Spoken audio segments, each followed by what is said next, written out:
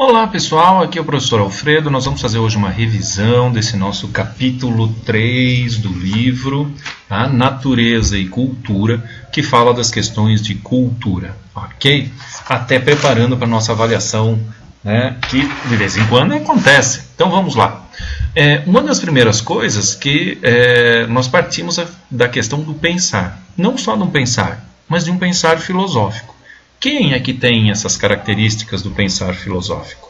Ou seja, a nossa natureza humana, né, tudo que a gente recebe quando a gente nasce, o que a gente transmite geneticamente aos nossos descendentes, faz parte desta cultura e também faz parte do nosso pensar filosófico. O pensar filosófico faz parte da cultura, não a todos os seres vivos, à espécie Homo sapiens sapiens. Então, o pensar é uma característica de todos os seres vivos. Porém, um pensar de cultura, um pensar sob o aspecto de inteligência, de perpetuação desse pensamento, dessa cultura, desse conhecimento, né, seja na forma escrita, em todas as nossas atividades, essa sim é um pensar fisiológico, é cultural. Ok? Então, o pensar é uma ação biológica como tal, neuronal, ou seja, os neurônios no nosso cérebro executam esse pensar. Ele é tão verdadeiro, concreto, como também o fato de termos pulmão, intestino e físico, né?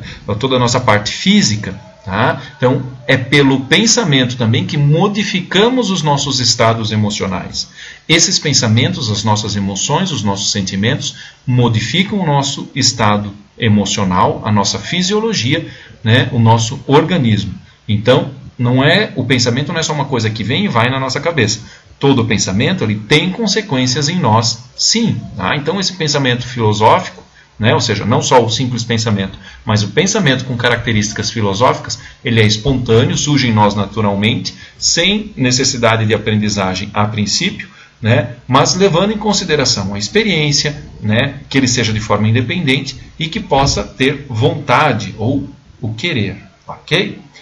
Daí a gente distingue esse pensar para o instinto. O que é esse instinto que fala na página 35 do nosso livro? É a rigidez do instinto que dá a ilusão de perfeição. A gente olha uma casinha de João de Barro, que bonitinha, sempre igual, sempre bonitinha, né? Só que ela é construída dentro de uma característica instintiva, não necessariamente intelectiva. Ele tem algumas regras para construir essa casa, mas elas são instintivas. Porém, não se renovam, não tem história, né? Ou seja, no salto que se refere à modificação da evolução ou das mutações genéticas. Somente aí que há modificação. Então aí a gente tem que caracterizar isso. No nosso caso, né, qual que é a variável que diferencia uma espécie de outra, que no caso nosso nos permite elaborar um contexto que não é instintivo, mas então que é cultural? É a nossa inteligência. Né? Ou seja, dando respostas, elaborando, improvisando, criando, né? Ou seja, se deparando com situações e com problemas que a gente pode resolver, que a gente pode levar a um bom termo. Ok?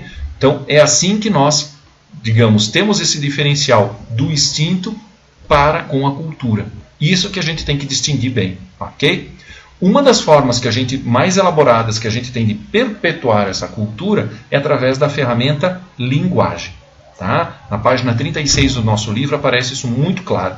E é pela palavra que nós nos situamos no tempo, para lembrar o que ocorreu no passado, antecipar o futuro, desejar esse futuro. Então, é pela linguagem, pela sua representação simbólica, né? Ou seja, a linguagem ela é formada de signos, sinais, que carregam em si um simbolismo, mesmo que abstrato, né? Ou seja, ele tem um significado que nos permite agir sobre o mundo e transformá-lo.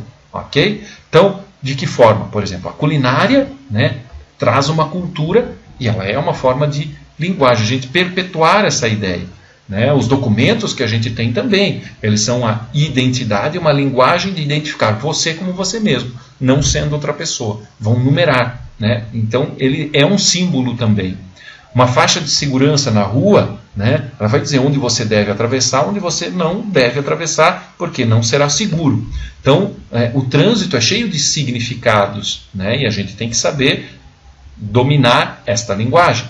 Um software de computador também é uma linguagem, ela é elaborada tem linguagens específicas, né, para a gente se comunicar com outros equipamentos. Então também faz parte da nossa cultura. Né? Diferente, por exemplo, de um construto de um ninho de pássaro, ou seja, um ninho do João de Barro. Esse não, esse é instintivo. Ok?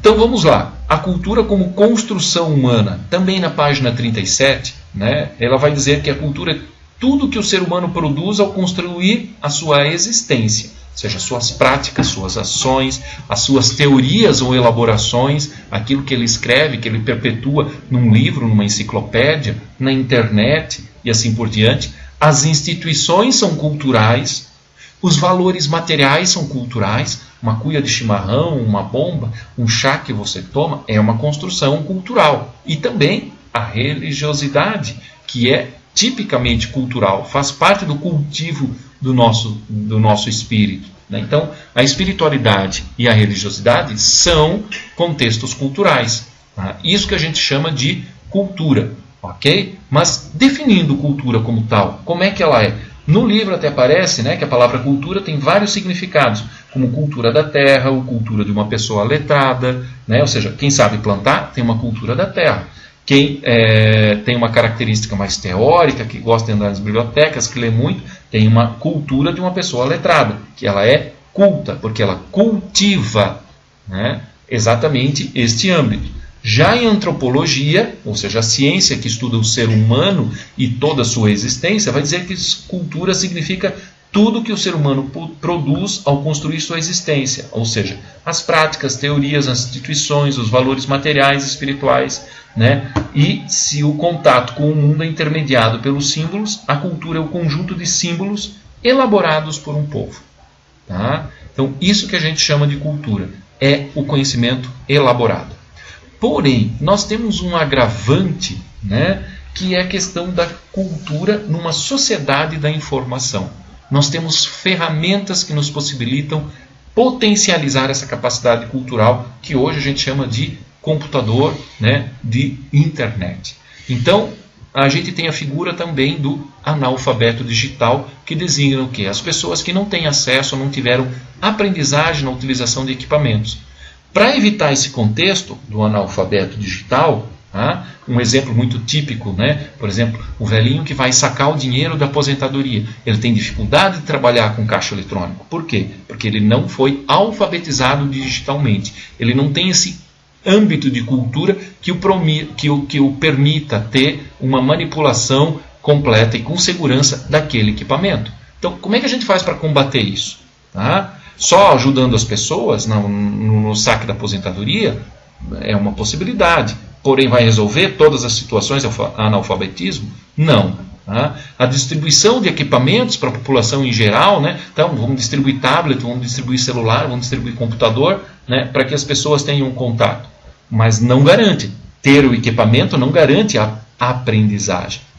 Aí, outra, a inclusão e utilização de equipamentos e conteúdos informatizados em sistemas de ensino e conteúdos didáticos. Tá? Aí sim, a partir do momento que você inclui, né, um processo de alfabetização digital dentro das estruturas que perpetuam a educação, a cultura, a aprendizagem, ou seja, na estrutura de ensino mesmo, aí sim você vai estar tendo uma atitude para erradicar esse analfabetismo. Tá? Seja na idade de escolarização, seja depois também. Tá? Porque não dá para pensar, então libera o Wi-Fi para todo mundo que todo mundo vai aprender. Aprender não é necessariamente por osmose, por acidente. A aprendizagem é algo orientado, com propósito. Tá? Então não basta você aprender, liberar o Wi-Fi para todo mundo, aberto na rua, em qualquer lugar, que todo mundo vai conseguir usar plenamente. Não, você tem que ensinar. Tá? Ou você disponibilizar só pela internet ferramentas de aprendizagem. Não, primeiro você tem que ter o básico, para depois, lá dentro, já então, com acesso a uma estrutura informatizada, aí sim você tem como dar aprofundamento. Se você não tiver o inicial, ou seja, desde o básico, como liga o equipamento, como é que tem que carregar a bateria, tem que estar conectado à internet, como é que eu sei se está conectado ou não, quais são as ferramentas de busca que existem, né? Então tem alguns pré-requisitos anteriores à entrada à internet, para que eu consiga entrar na internet com uma rede de computadores que me traga essas informações, ok?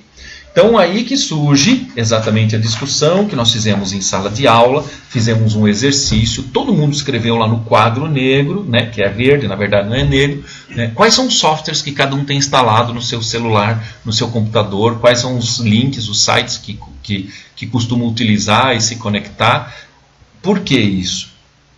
Porque a própria cultura, né, e a própria filosofia cultural já entende que a ferramenta internet já possibilitou mudanças na forma cultural. E aí a gente vai chamar isso de cibertecnologia, né? O Pierre Levy, que é um filósofo francês, vai dizer que essa cibertecnologia é uma das grandes questões da competição econômica mundial entre firmas gigantes da eletrônica e do software, mas também responde ao propósito de desenvolvedores e usuários que procuram aumentar o quê? A sua autonomia como indivíduo e multiplicar as suas faculdades cognitivas, ou seja, procurar dados, informação, conhecimento.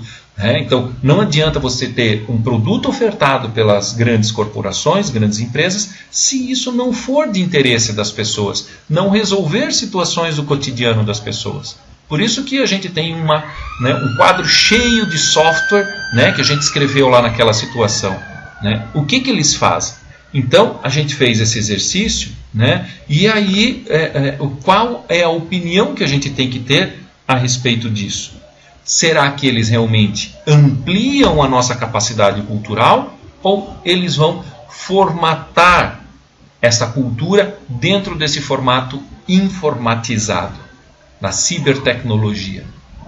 Existe uma discussão muito grande, e aqui está o exercício de filosofia mesmo, né, que de certa forma é o que a gente busca nessa disciplina de filosofia, né, tentar buscar responder e ter consciência e ciência, né, até que ponto, né, a informática e a tecnologia nos dá a possibilidade, até que ponto a informática e a tecnologia formatam a nossa forma de conhecimento. Ok?